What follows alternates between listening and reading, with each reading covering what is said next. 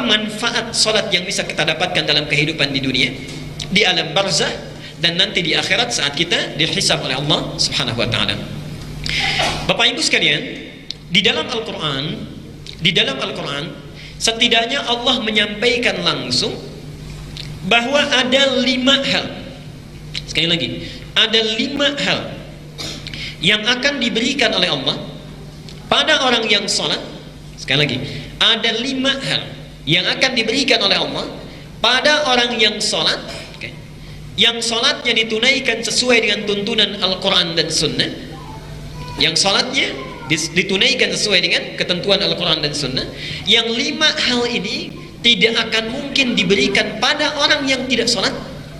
Sekali lagi, 5 hal ini tidak mungkin diberikan pada orang yang tidak salat, atau orang yang salat tapi salatnya tidak sesuai dengan tuntunan Al-Quran dan Sunnah.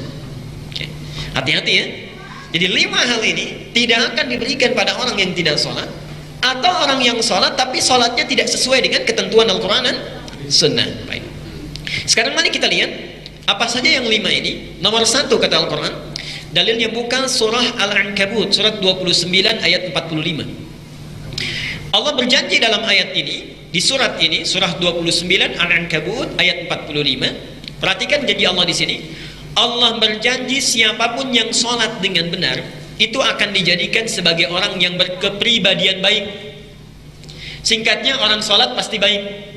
Inna sholata tanha 'anil fahsya'i wal munkar. Sungguh sholat yang dilakukan dengan benar itu. Lihat kalimat Qur'annya ya. Saya tuliskan di sini kalimat Qur'annya. Jadi Bapak Ibu sekalian, di dalam bahasa Arab itu ada yang menggunakan alif lam, ada yang tidak menggunakan alif lam. Ya. Kalau dalam ilmu bahasa Arab disebut dengan nakirah dan ma'rifah. Ya.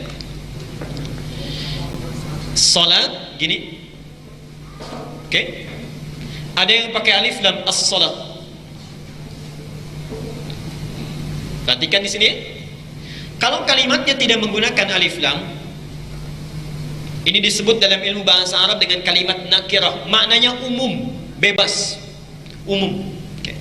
Jadi kalau Allah menyebutkan tidak pakai alif lam, inna sholat, artinya sholat bagaimana saja. Mau sesuai Nabi, mau tidak sesuai Nabi, mau khusyuk, mau tidak, mau paham, mau tidak. Nah, itu maksudnya. Tapi kalau digunakan alif lam, itu bukan sholat yang biasa, sholat yang khusus. Ma'rifah. Kalau dalam bahasa Inggris itu seperti artikel the dalam bahasa Inggrisnya, the car, mobil, the car, mobil itu, tidak yang lain. As-salat bukan salat biasa, salat seperti yang dituntunkan oleh Al-Quran, dipraktekkan oleh Nabi SAW. Jadi orang yang salatnya benar, ini ada alif lam di sini. Hati-hati, karena itu belajar ilmu Quran itu penting Bapak Ibu ya. Kalau kita cuma baca terjemahan, ini tidak didapatkan. Bukan salat biasa. Salat yang benar, dipelajari ilmunya dengan baik, itu pasti akan menjadikan satu orang ini pasti jadi orang baik. Sumber kejelekan yang menjadikan seseorang menjadi buruk perilakunya itu cuma 2. Tidak ada yang lain. Yang satu disebut dengan fahsya, yang kedua disebut dengan munkar. Tidak ada yang lain kecuali 2 ini. Fahsya adalah keburukan yang ditolak oleh nurani, ya, ditolak oleh nurani kita. Bentuknya bisa banyak, umumnya kepada sesuatu yang kotor. Gosip itu fahsya, gibah itu fahsya, pornografi itu fahsya, porno aksi itu fahsya, ya. Membicarakan hal-hal yang buruk itu fahsya. Maaf, selama ini ribuan kali kita sholat, berapa kali seringnya dengar gosip? Orang sholat seharusnya menjauhkan dia dari fahsya. Kalau selama ini kita sholat tapi masih senang membicarakan orang lain, senang melihat kejelekan orang lain, senang mendengar tentang keburukan orang lain, berarti ada sesuatu yang belum sempurna dalam sholat kita. Jelas di sini? Satu. Yang kedua, mungkar. Mungkar itu sesuatu yang diingkari oleh hati kita. Bohong itu mungkar, mencuri itu mungkar, berselisih itu mungkar, bertengkar itu mungkar. Oke? Korupsi itu mungkar. Jadi kalau ada orang sholat tapi masih senang berbohong, orang sholat masih gemar berselisih, orang sholat masih senangnya bertengkar, sukanya mencuri, mohon maaf, ada yang korupsi dan sebagainya, berarti ada yang salah dengan sholatnya. Jelas ya? Karena itulah Nabi menyampaikan, bila Anda mempunyai anak usia 7 tahun, yang pertama diajari adalah sholatnya. Kenapa? Kalau sholatnya sudah bagus, pasti anak itu tumbuh menjadi anak yang baik. Itu rahasianya di sana. Jadi kalau dididik sholatnya benar, sebagaimana Nabi mencontohkannya, pasti tumbuh jadi anak baik. Kalau 10 tahun gak mau sholat juga diapakan?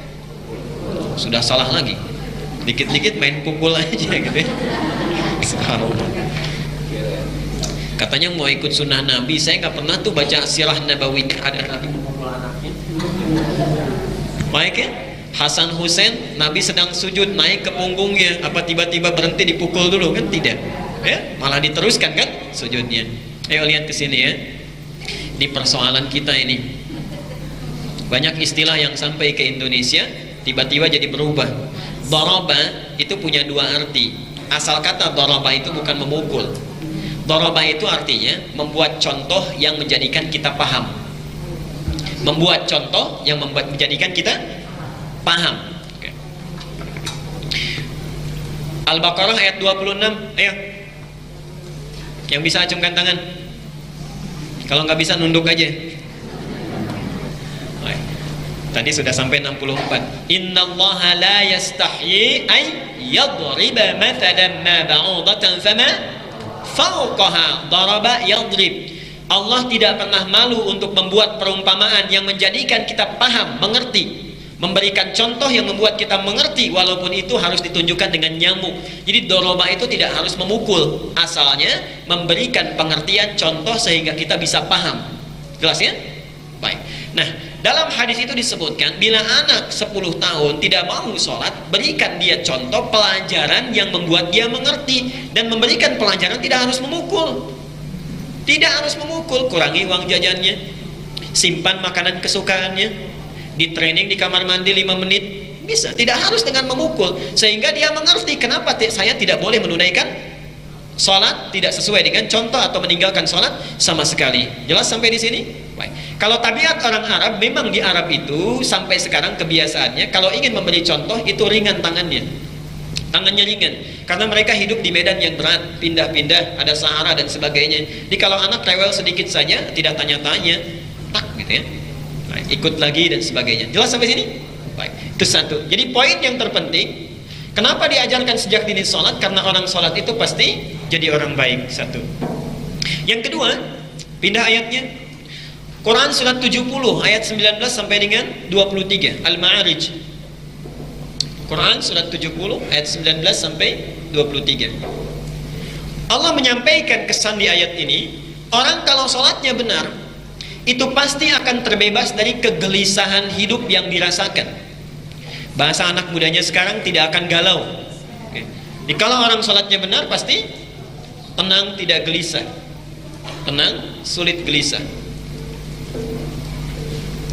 Lihat ayatnya, innal insana khuliqa halu'a. Sungguh manusia tercipta dengan pembawaan yang seringkali gelisah, tak tenang. Apa cirinya? Idza massahu syarru jazu'a. Kalau ditimpa kesulitan segera curhat, berkeluh kesah, cerita sana sini, dekat rajin ibadahnya. Orang kan uniknya sekarang kepanasan aja udah bikin status, gerah katanya tuh. Udah keluar. Baik. Dan uniknya nanti wa idza massahul khairu manu'a.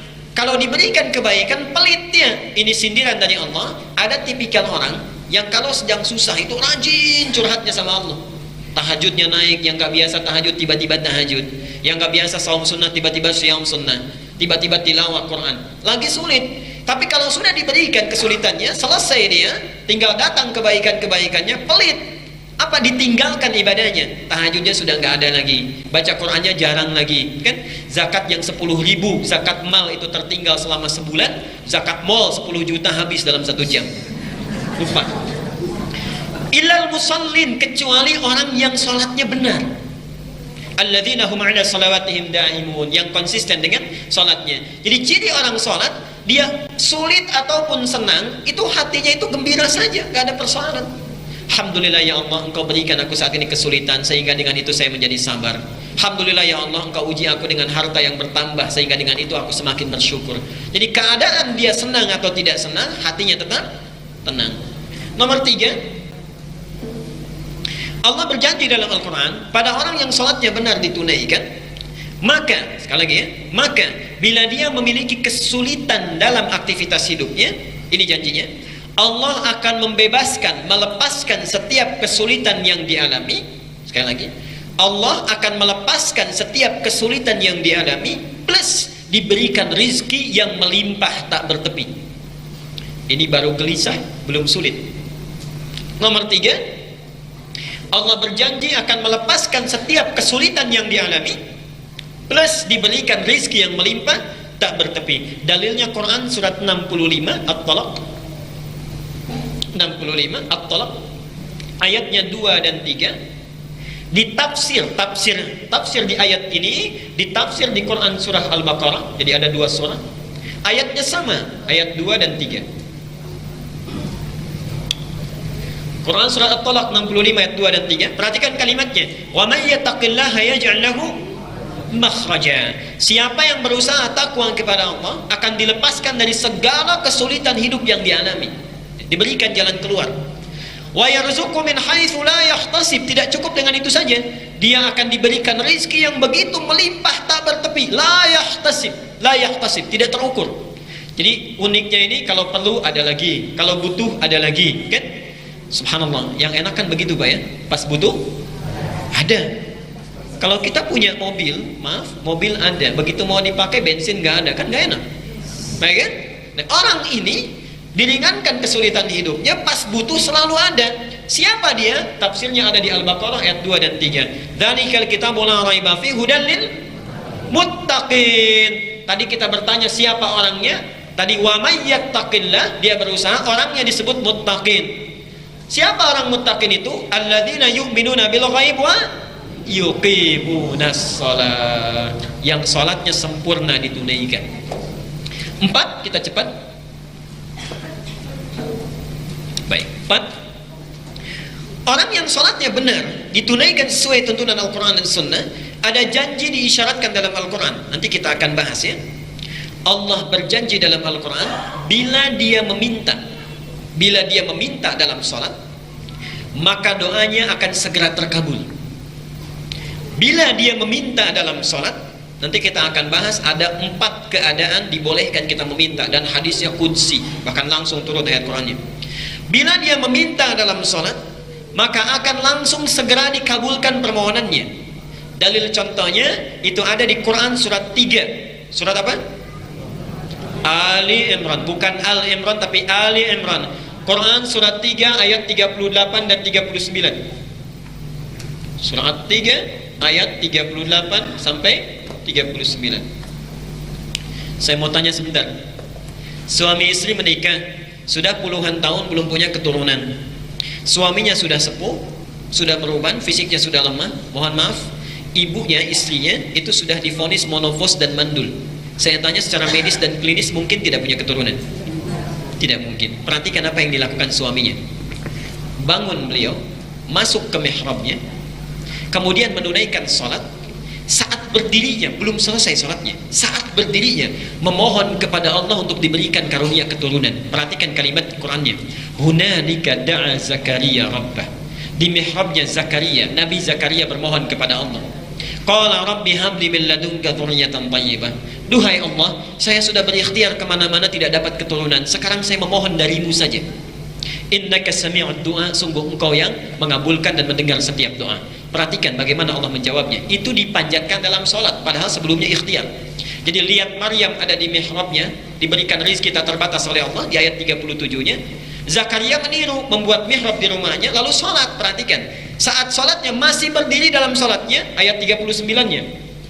Fanadatul malaikatu wa huwa qa'imun yusalli fil mihrab annallaha yubashshiruka bi Yahya. Alhamdulillah. Tiba-tiba turun malaikat, itu baru berdoa, belum selesai sholatnya. Selesai doanya, turun malaikat. Karena itu kalimat Qur'annya menggunakan fa. Beda antara fa dengan wa, itu lain. Ada fa, ada wa, itu lain. Ada satu lagi thumma. Ada thumma. Saya katakan misalnya begini ya, contoh. Dhahaba Ali wa Ahmad ila masjid. Ali dan Ahmad pergi ke masjid. Ya. Kalau menggunakan kalimat waw, itu bisa berarti Ali dulu, kemudian Ahmad di belakangnya. Jelas ya? Baik. Ali dulu, baru Ahmad di belakangnya. Ada jeda waktu atau kemungkinan bersamaan. Kalau pakai thumma, itu artinya ada jarak. Dhahaba Ali ila al-jami', thumma Ahmad. Ali pergi ke masjid, kemudian Ahmad. Maksud thumma ini artinya nyusul dari belakang, ada jarak. Mungkin Ali pergi duluan, setelah 1 jam Ahmad nyusul. Tapi kalau kalimatnya menggunakan fa, itu artinya tidak ada jeda. Dhahaba Ali fa Ahmad. Ali pergi fa Ahmad, lantas Ahmad. Jadi begitu Ali pergi, Ahmad langsung pergi. Kalimat Quran di sini tidak menggunakan wa, tidak menggunakan thumma, digunakan fa. Begitu Zakaria meminta, langsung malaikat turun. Fanadathul malaikatu wa huwa qa'imun yusalli fil mihrab. Selesai dia berdoa, tiba-tiba malaikat langsung turun, Mikhail, menyampaikan kepadanya, dia menyeru, annallaha yubashshiruka bi Yahya. Subhanallah, Allah memberikan engkau berita gembira, engkau akan punya anak. Bukan sekedar anak, langsung namanya dari Allah, Yahya. Apa artinya Yahya? Hidup. Yang mustahil menurut manusia, lahir dari rahim perempuan yang menopos dan mandul bayi yang hidup, kata Allah engkau hidup. Kapan itu terjadi? Wa huwa qa'imun yusalli fil mihrab. Beliau itu masih berdiri dalam salatnya belum selesai. Dan nanti kejadian ini itu akan diabadikan, diberikan rahmatnya kepada umat Muhammad. Nanti kita akan bahas rahasia Al-Fatihah. Di antaranya, saat kita sedang membaca iyyaka na'budu wa iyyaka nasta'in, itu Allah sedang menunggu di hadis qudsinya, wali abdi ma sa'ala. Hambaku, kamu butuh apa? Aku kabulkan sekarang. Oke, nanti kita akan lihat. Dan salat itu bukan hanya zaman Nabi Muhammad saja. Zaman Nabi sebelumnya sudah ada. Musa sudah ada salat, Isa sudah ada salat, Zakaria sudah ada salat, ya. Cuma syariatnya, cara sholatnya berbeda. Dulu belum ada sujudnya, kita ada sujudnya. Ya. Dulu cuma sampai rokok berdiri kemudian selesai. Kita ada sujudnya. Nanti kita bahas lain waktu. Jelas sampai sini? Jadi sholat yang dimohonkan, doa yang dimohonkan dalam sholat, nanti ada 4 rahasia, 4 tempat berdoa dalam sholat. Bila kita benar gunakan itu, Allah segera mengabulkan doa kita bila benar cara menunaikannya. Terakhir yang kelima, Allah berjanji di dalam Al-Quran, orang yang sholatnya benar ditunaikan sesuai dengan tuntunan Al-Quran dan Sunnah Nabi SAW, maka dijanjikan oleh Allah, bila dia, sekali lagi lihat ya, bila dia masih beraktivitas dalam pekerjaan, akan disukseskan pekerjaannya, dibahagiakan hidupnya. Sukses dan bahagia. Sukses dan bahagia. Dalilnya langsung surat ke-23. Surat apa? Al-Mu'minun. Quran surat 23 Al-Mu'minun ayat 1 dan 2. Baik. Qad aflahal mu'minun. Qad aflahal mu'minun. Sungguh jangan ragu, orang mukmin itu pasti sukses dan bahagia. Jadi di Quran itu ada kata fauz. Kalau fauz sukses saja, terulang 29 kali dalam Al-Quran. Yang kedua ada falah. Kalau falah dalam bahasa Inggris ini bukan happy tapi sukses. Oke. Falah. Qad aflahal mu'minun, sungguh jangan ragu. Orang mukmin itu kata Allah, kalau dia benar-benar beriman, pasti sukses dan bahagia. Jadi seharusnya setiap mukmin itu dia sukses dan bahagia. Awas ya. Kata ini memberikan kesan bahwa dalam hidup ada orang yang cuma sukses saja tapi tidak bahagia. Saya saat tinggal di salah satu tempat, tidak perlu saya sebutkan, itu subhanallah banyak orang yang penghasilannya besar, ya, ada ratusan juta, ada miliaran dan sebagainya, tapi hidupnya nggak bahagia, tersiksa dengan pekerjaannya, tiap detik hampir selalu dengan pekerjaan, keluarga tidak terperhatikan, anak-anak terabaikan dan sebagainya. Dia sukses tapi tidak bahagia, kaya tapi gelisah. Sebaliknya ada orang-orang yang tinggal di pelosok desa. Oke. Subhanallah, saya kunjungi beberapa tempat di Indonesia. Itu ada Bapak Ibu sekalian, satu daerah yang penghasilannya itu cuma 5.000 sebulan. 5.000 sebulan. Bayangkan. Tapi uniknya, 5.000 ini mereka masih bisa iuran untuk bangun masjid. Sekarang jadi musola. Maaf, dulunya musola, sekarang jadi masjid. 5.000 ini masih bisa iuran untuk bangun musola, sekarang jadi masjid. 5.000 sebulan. Dan hidupnya luar biasa. Kalau mereka ingin bandeng, ada bandeng. Ingin mangga, musim mangga, ada mangga. Jadi ada aja dan tidak pernah mengeluh, jarang mengeluh. Jadi barangkali hidupnya bahagia, menurut orang tidak terlalu sukses. Bahagia tapi miskin misal. Saya berikan satu pertanyaannya, pilih, nggak ada yang ketiga. Ingin kaya tapi gelisah atau miskin tapi tenang? Nggak ada yang ketiga.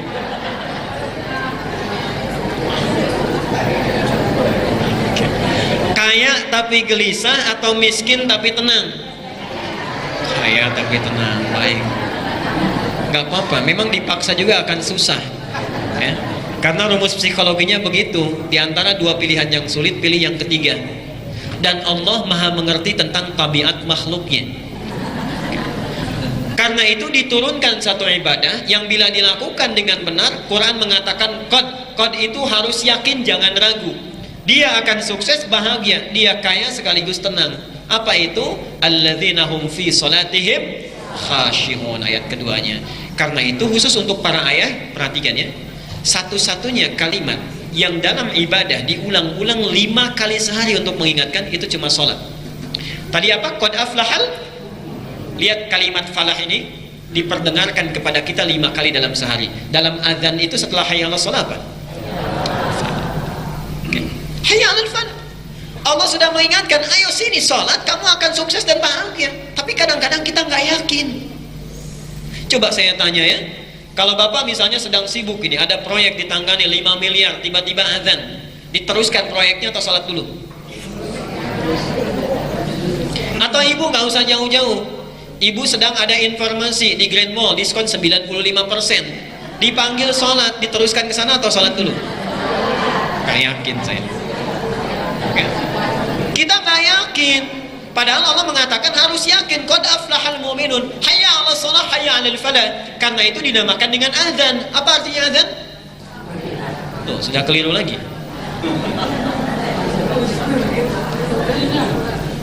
Panggilan itu bahasa fikih. Azan itu secara bahasa itu artinya telinga.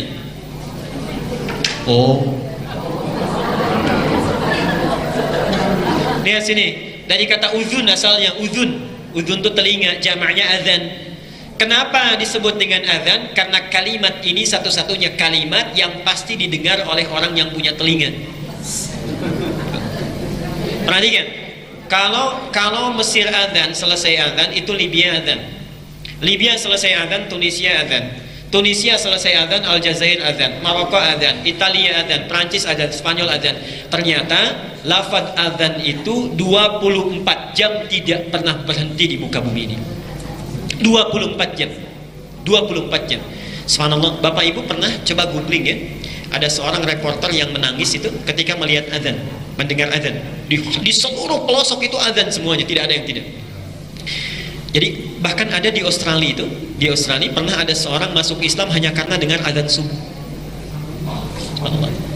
Ini mohon maaf ya, kadang-kadang hidayah Allah, Ibu, itu bisa tiba tanpa kita duga. Mahal hidayah itu.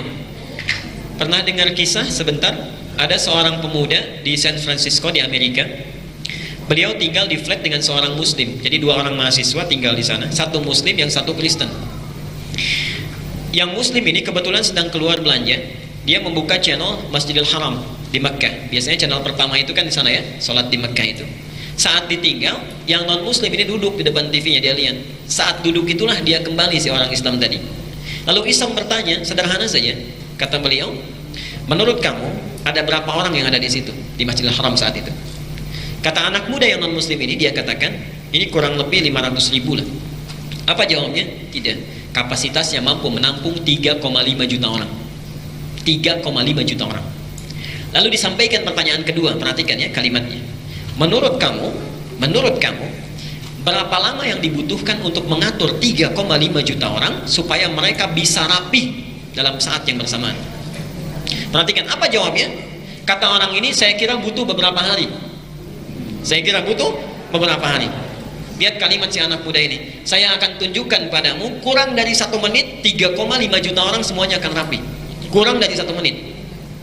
Perhatikan katanya, selesai itu kan ada iqamah ya, Allahu Akbar, semua diam. Imamnya kebetulan waktu itu Syekh Sudais, Abdul Rahman Sudais, berbalik, staw ini, staqimu. Semua yang tadinya beraktivitas tiba-tiba diam. Lalu kawan ini mengatakan pada temannya, tidak sampai 2 detik sudah diam katanya. Lalu ketika bertakbir, Allahu Akbar, semua takbir itu. Tidak sampai 1 menit semua sudah takbir. Saya katakan padamu tadi, kurang dari 1 menit semua akan rapi. Apa jawab teman yang tadi? Tunjukkan bagaimana caranya saya masuk Islam, karena ini pasti bukan agama rekayasa manusia. Tunjukkan bagaimana caranya saya masuk Islam. Itu sedang nonton sholat Isya. Bayangkan orang yang belum masuk Islam nonton sholat Isya saja bisa masuk Islam. Antum yang sudah masuk Islam dipanggil sholat Isya. Baik ya. Karena itu hayal falah jarang kita dapatkan. Ya, jarang kita dapatkan. Nah, sekarang dari sini, yuk sekarang kita muhasabah dulu. Kita lihat diri kita dulu. Kita lihat diri kita. Berapa usia kita? Berapa banyak sholat yang telah kita tunaikan hingga detik tadi, di duha tadi? Taruhlah misalnya ribuan sholat telah kita lakukan. Sekarang kita lihat, apakah sholat yang sudah dilakukan sudah dapat melahirkan 5 hal yang dijanjikan oleh Allah tadi? Apakah sholat kita sudah menjadikan kita orang baik? Atau jangan-jangan baru keluar dari masjid sudah membicarakan orang lain?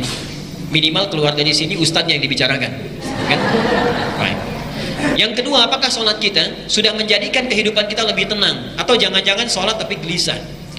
Apakah kehidupan sholat kita sudah menjadikan manfaat dalam kehidupan kita, pekerjaan kita berhasil, nyaman hidup kita? Atau jangan-jangan sukses di pekerjaan tapi antum tidak bahagia di keluarga? Dan yang terakhir, apakah sholat kita sudah membantu kita untuk mempercepat doa yang dikabulkan oleh Allah? Atau sampai saat ini, mohon maaf, doa kita seringkali tertunda.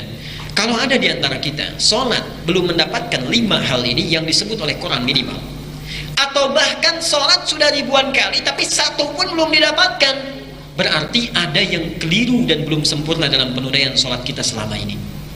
Karena itulah Nabi saking inginnya Rasulullah itu, subhanallah Bapak Ibu sekalian, saya kadang-kadang suka tidak kuat kalau menyampaikan bagaimana kasih sayangnya Rasulullah. Saking inginnya umatnya bahagia, itu ingin dipastikan setiap orang Islam umat beliau itu mendapatkan yang 5 itu.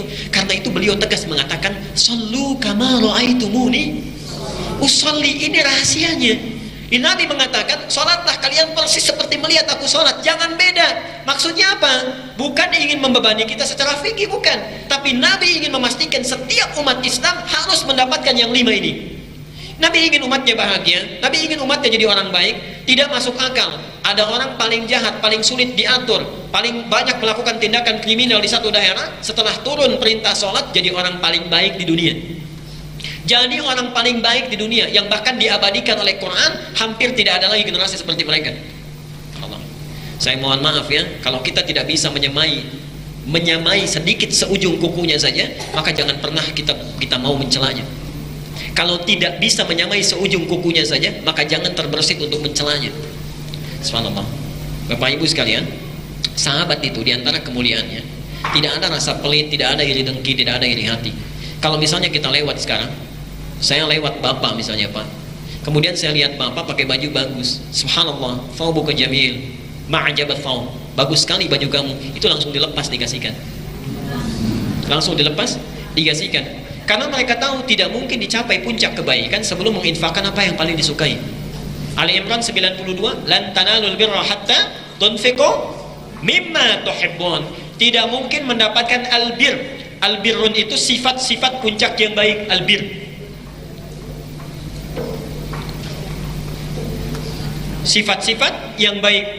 Kalau albirun ini sudah didapati melekat dalam diri seseorang, berubah namanya dari birun menjadi mabrur.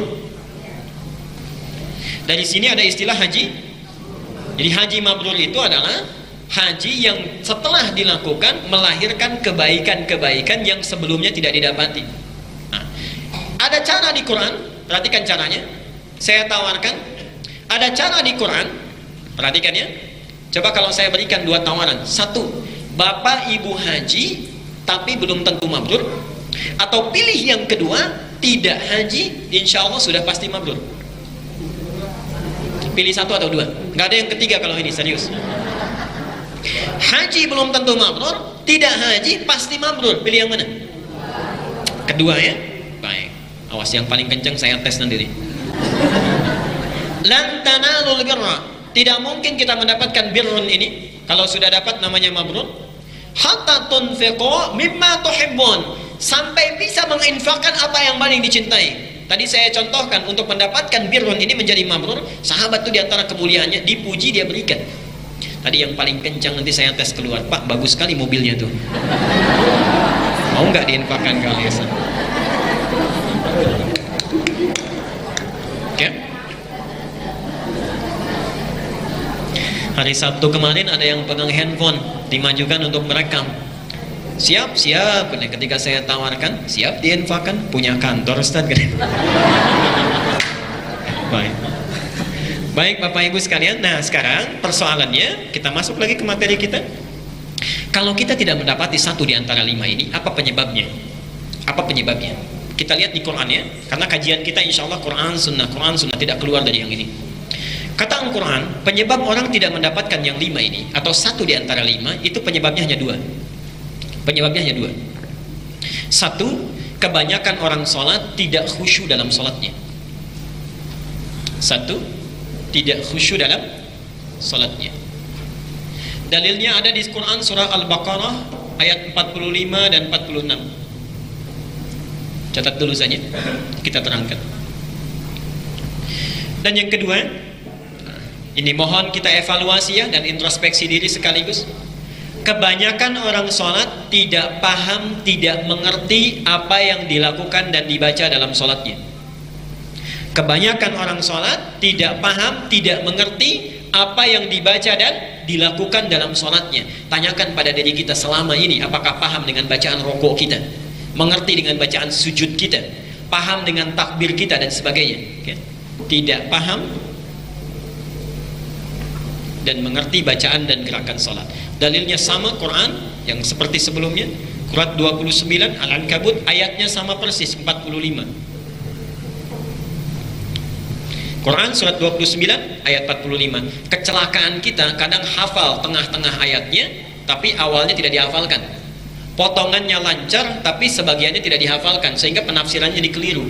Coba teruskan ayat ini. Innas sholata tanha 'anil fahsya. Awal ayatnya apa? Tuh. Padahal awal ayatnya itu kuncinya yang ini. Utslu ma uhiya ilaika minal kitab wa aqimis shalah. Baru innas sholata tanha 'anil fahsya'i wal munkar. Baik, sebentar ya nanti kita uraikan.